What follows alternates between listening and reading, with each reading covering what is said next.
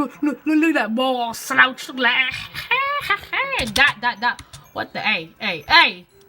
It's not for kids. Look at the window back there. You can just almost see what the heck just happened. I'm gonna put my finger in front of it. No, I can't see nothing. Okay. Ignore that.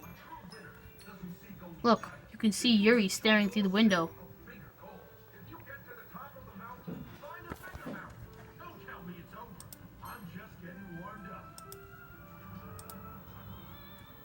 Just a piece of garbage. It has to be. This isn't real. It is real though. Look, she's dead. Those eyes do not look very alive to me. If those eyes are alive, I think I'm blind. There's no way this can be real. It is real. Sayori wouldn't do this. Everything was normal a few days ago. Well, you shouldn't have left her hanging. I suppressed the part of it. Just yesterday, I told Sayori I would be there for her, except for in the morning when she attempts to hang herself. I told her I know what's best for everything to be okay. And why? Why would you do this? Why could it be hopeless? Do you know why she did that?